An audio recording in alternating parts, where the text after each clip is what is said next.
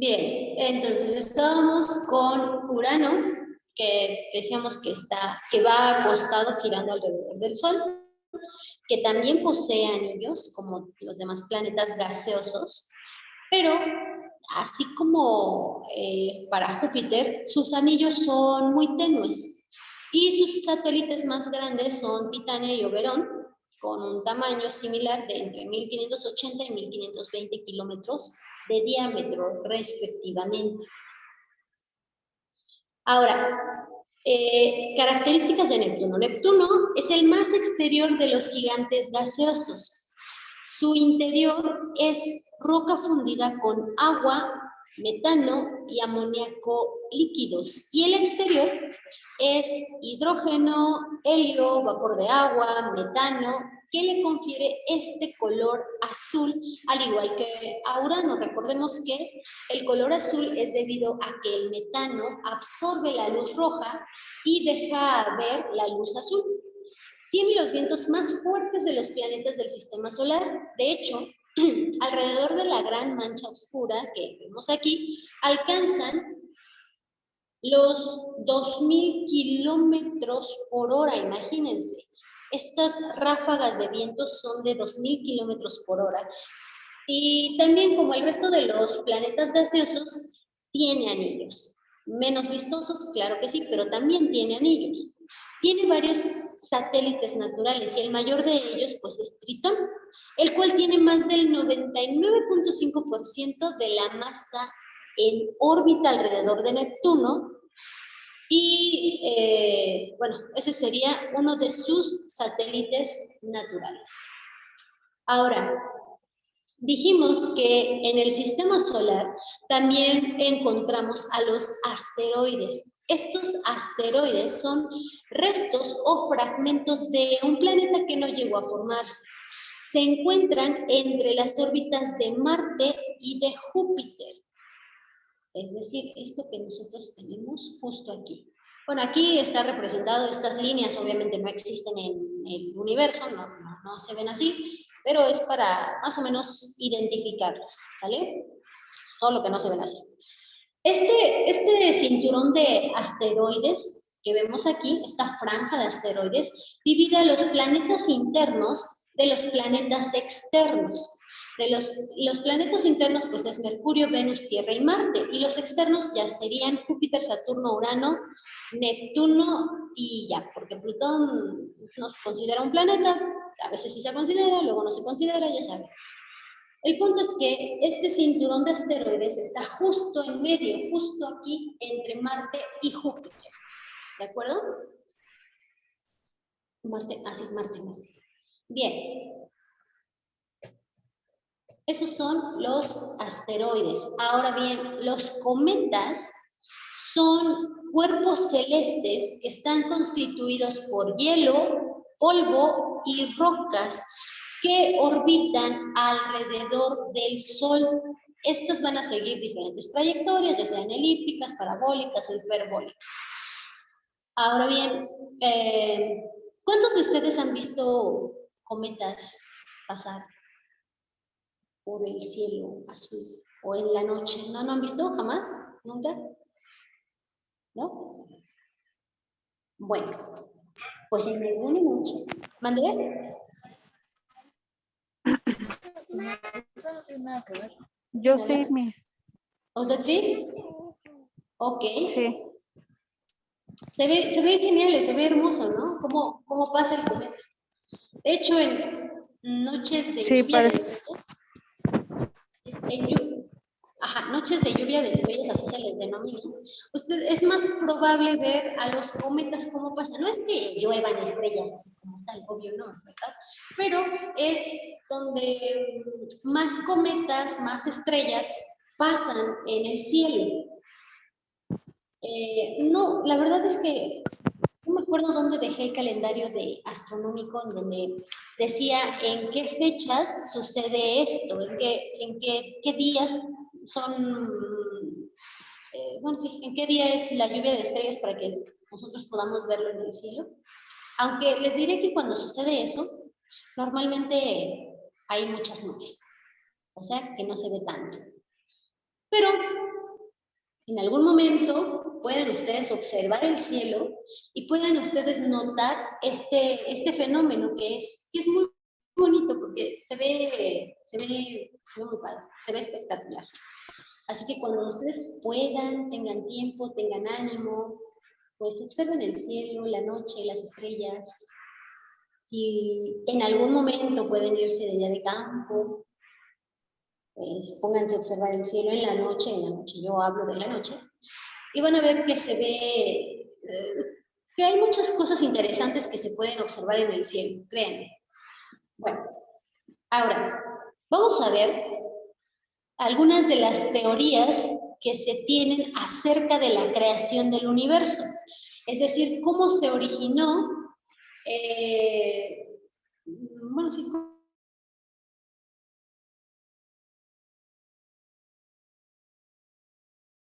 los autores de estas teorías, pero permítanme un poco porque les quiero poner un video. Esto ya se grabó nuevamente. Perdónenme, mi computadora que está un poco pues indispuesta. A ver, permítanme, por favor. Por favor.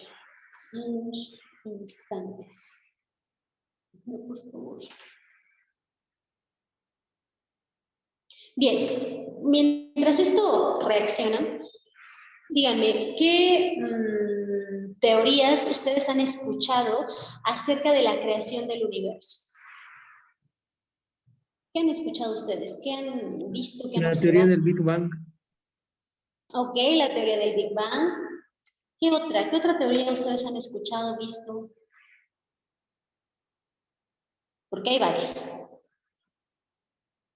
La más sonada, obviamente sí, es la teoría del Big Bang, es la más conocida, la más aceptada.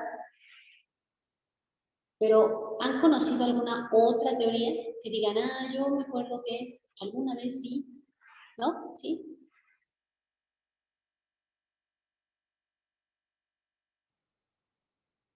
Bueno, yo había escuchado sobre la teoría que, bueno, recientemente hizo Stephen Hawking, que decía que el universo era finito y era como más simple de lo que pensábamos. O algo así era, no recuerdo bien. Ok, bueno, sí, tiene que ver ahorita lo vamos a ver igual. Muy bien. ¿Qué otra teoría han encontrado, visto? Porque sí, les digo, hay muchísimas teorías, creen. Pero las más aceptadas, bueno, son algunas. Ya casi se destraba esto, permítanme. Mientras síganme diciendo si ustedes han visto, escuchado alguna otra teoría. ¿Han escuchado hablar de la teoría estacionaria? Sí, ¿no? ¿No? No, De la teoría inflacionaria. no tampoco. Un poco de la teoría. No, esa es del Big Bang. Porque es que, bueno, sí, la teoría del Big Bang. La teoría. Ay, ¿cómo se llama la otra? Se me olvidó. No, esa es del huevo, no es cierto. Bueno, ya, solamente está en anuncios, que es un video de que pasan los anuncios y ya, se los proyecto. Permítanme un poco, por favor. Bien, bien, ok, ya.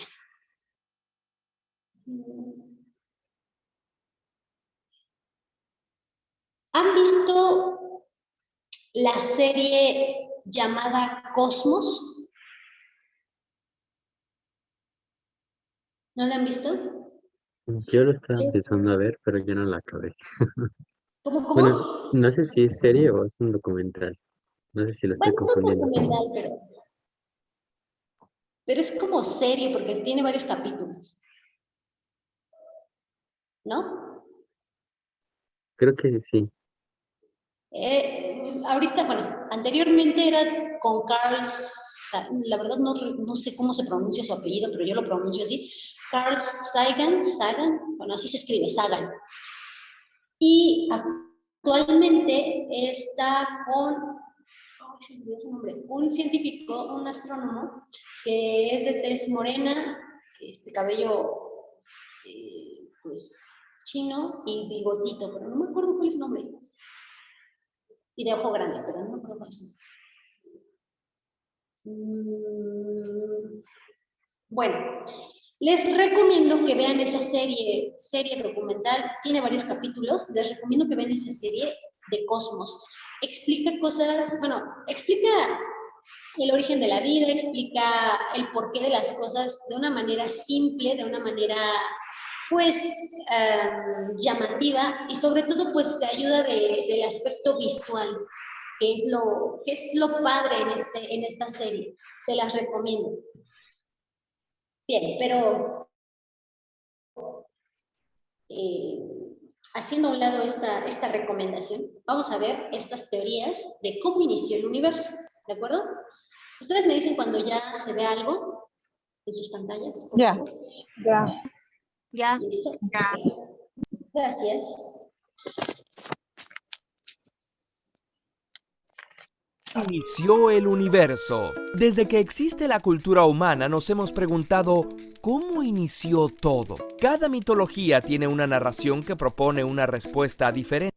Aristóteles proponía que el universo no tuvo un principio, que había existido siempre. Otra idea filosófica radical es que el universo fue creado hace 5 minutos y toda nuestra historia y recuerdos son falsos. Pero asumiendo lo que nos indican las evidencias, ¿qué dice la ciencia? Las estrellas parecen tan permanentes en el firmamento que hasta 1920 se pensaba que el universo no cambiaba. Pero entonces el astrónomo Edwin Hubble hizo 2 grandes descubrimientos. En primer lugar, vio que algunas de las estrellas en el cielo no eran estrellas, sino racimos de millones de estrellas llamados galaxias, como nuestra propia Vía Láctea. Los 2 términos hacen referencia a la leche. El segundo descubrimiento que hizo es más sorprendente aún. ¿Alguna vez has escuchado a un vehículo muy rápido como un tren o un coche de carreras que al acercarse emite un sonido agudo y al alejarse un sonido grave? Esto sucede porque tan rápido la fuente de sonido, las ondas se comprimen frente al vehículo y se distancian más detrás de él. Esto se llama efecto Doppler. Pero, ¿esto qué tiene que ver con las galaxias, Javier? Pues que algo similar ocurre con la luz, Javier. Se comporta también como onda. Si un objeto se aleja rápidamente, su espectro electromagnético se correrá al rojo, ondas de menor frecuencia, mientras que si se acerca, se correrá al azul, ondas de mayor frecuencia. Hubble esperaba que algunas galaxias mantuvieran su distancia.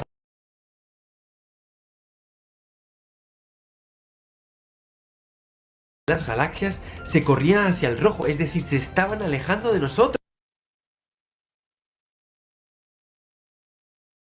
Otras se alejaran y otras se acercaran. Sin embargo, lo que descubrió analizando su luz es que la inmensa mayoría de las galaxias se corrían hacia el rojo, es decir, se estaban alejando de nosotros.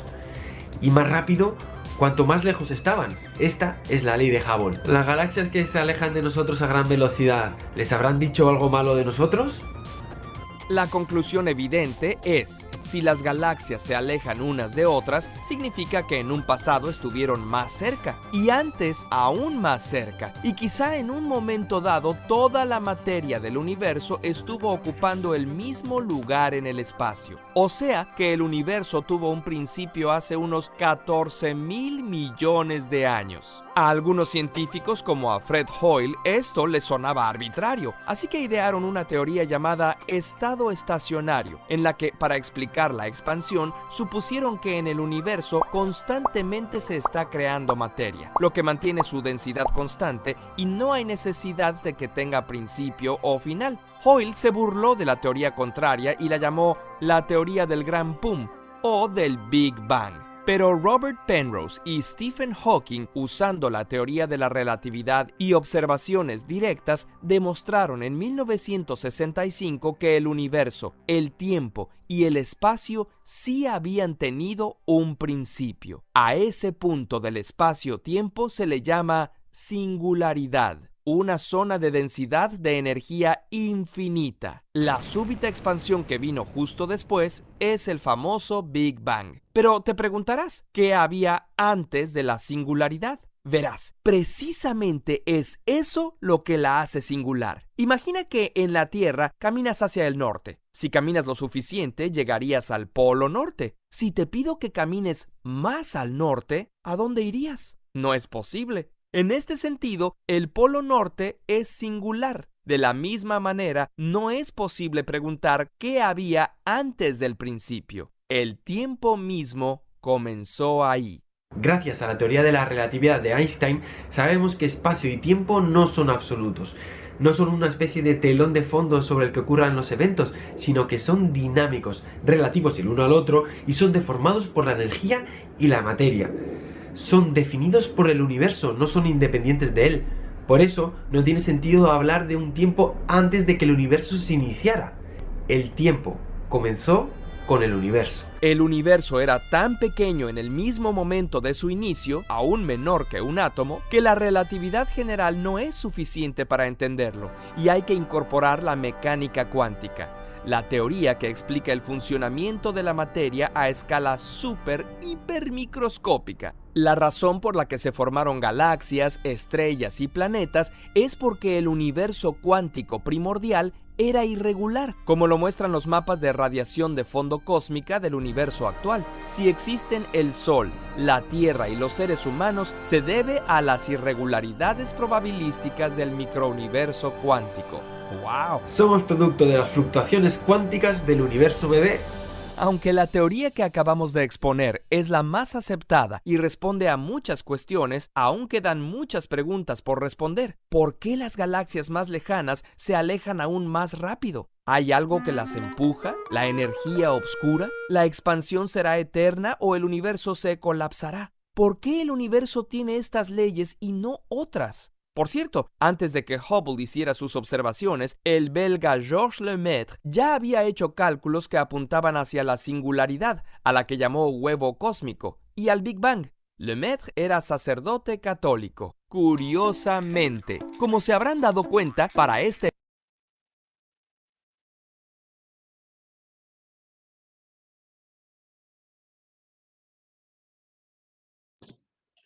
Bueno, entonces aquí vimos algunas de las teorías que se tienen acerca de la creación del universo, acerca de cómo se formó el universo y de qué preguntas se hacen, de cómo es que se llegan a ciertas respuestas, que muchas veces, o más bien que hasta ahora, tenemos todavía ciertas dudas de por qué el universo es así, por qué las galaxias se siguen alejando, incluso de la materia oscura, incluso de los agujeros negros. Todo esto se sigue investigando y se siguen buscando respuestas para satisfacer nuestra curiosidad y el porqué de las cosas. Que es lo que les decía, nosotros somos curiosos de nacimiento. Bien, ahora, continuando con esto, vamos a ver la parte del clima. Recordemos que habíamos mencionado que el clima va a ser todo ese, por ejemplo, la temperatura, el tiempo que permanece o que es constante en cierto lugar. Ay, creo que les compartí, pero...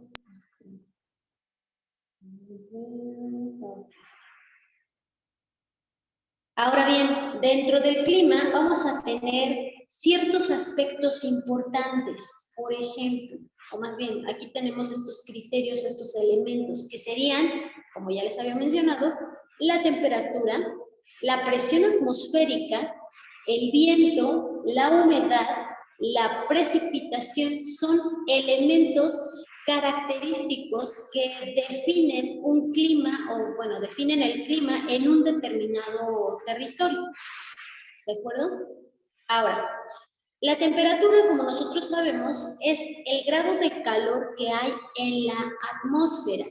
La temperatura se mide a través del termómetro y las escalas para definir o para determinar la temperatura van a ser los grados Celsius, grados Fahrenheit y Kelvin, ¿sale?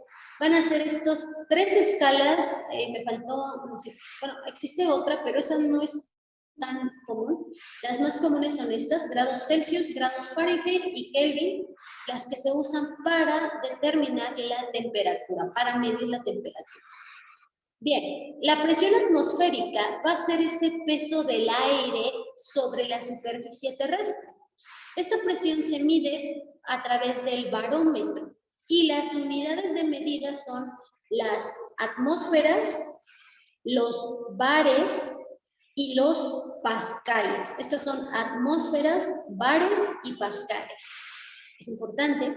¿Por qué? Porque la presión atmosférica, como lo dice, es la presión del aire, perdón, el peso del aire sobre la superficie terrestre. Nosotros, en este mismo instante, cada uno de nosotros, en el lugar en el que estamos, tenemos esa presión del aire. Sobre nosotros están las moléculas de oxígeno y de agua gaseosa, obviamente, pero están, y de dióxido de carbono y de metano, de todos los gases que conforman el aire, están sobre nosotros.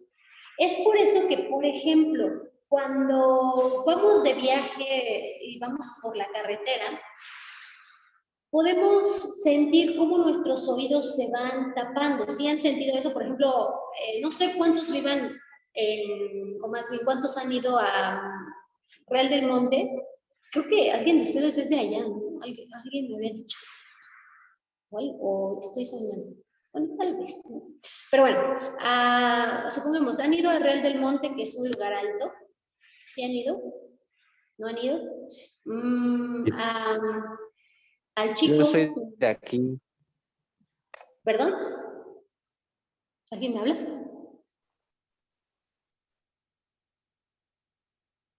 ¿No? ¿Alguien me habla? Ok.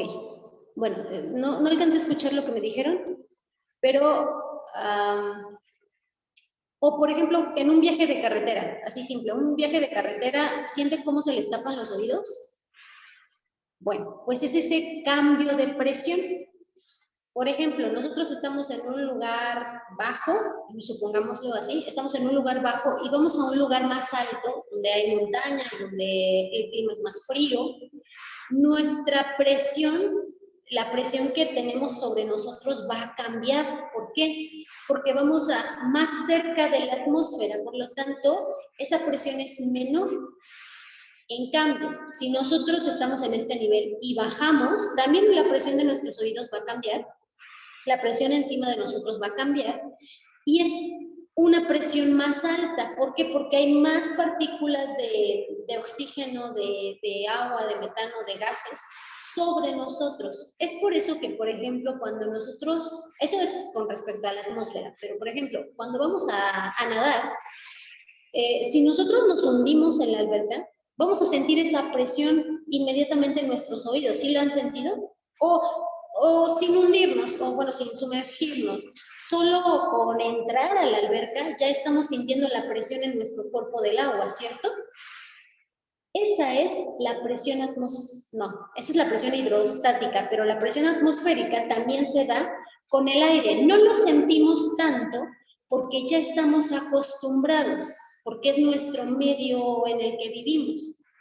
Sin embargo, si nosotros estuviéramos todo el tiempo en el agua, si fuéramos completamente, nuestro hábitat fuera completamente acuático y saliéramos al aire, sentiríamos también ese cambio de presión. De hecho, sentimos el cambio de presión, porque, por ejemplo, estamos mucho tiempo en el agua, en la alberca, pongamos, sí, en la alberca, y salimos, nos sentimos más pesados, ¿cierto? Sentimos ese cambio de presión, ¿sí o no? Cuando salimos ya de la alberca de estar ahí mucho tiempo. Ok, bueno. ¿Mande? ¿No? Ok, bueno. No, entonces, que sí se siente. ¿Perdón? ¿Alguien me habla? O sea, que sí se siente el cambio. Ok, sí, así es, se siente, ¿no? Entonces, para medir la presión atmosférica, se ocupó el barómetro. Ustedes también, otra actividad que tienen ahí en plataforma, es investigar qué es el barómetro ¿Y qué es? Nosotros todavía no llegamos al otro, pero sí. ¿Qué es el barómetro y qué es el anemómetro? Que es este de aquí, un aparato que mide la velocidad del viento. El viento, pues ya sabemos, es el aire en movimiento. Para medirlo, para medir su dirección, se utiliza la veleta, la velocidad, pues el anemómetro, y los vientos van a ser constantes, o periódicos, o irregulares. Esto dependiendo de qué clima, tenga cierta región. ¿De acuerdo? Y por último vamos con la humedad. La humedad es la cantidad de vapor de agua que contiene el aire. Habíamos dicho, por ejemplo, que en Veracruz el clima es un poco, bueno, no un poco, es más cálido, pero es húmedo. Y en los en los estados del norte, el clima es más cálido y seco. Es decir, la humedad del aire, el vapor de agua contenido en el aire es menor. ¿Cómo se mide? A partir de un higrómetro. La humedad origina nubosidades y obviamente precipitaciones, lluvias. Proviene de la evaporación de los océanos o de los cuerpos de agua. Entonces, es de ahí de donde viene esa humedad. Es por eso que las costas son más húmedas. ¿Por qué? Porque obviamente está el mar, es un contenedor, es un cuerpo de agua muy grande y se está evaporando el agua. Es por eso que el aire contiene más humedad. ¿De acuerdo? Hasta aquí. ¿Hay alguna duda, alguna pregunta? ¿No? ¿Segurísimos? Bien.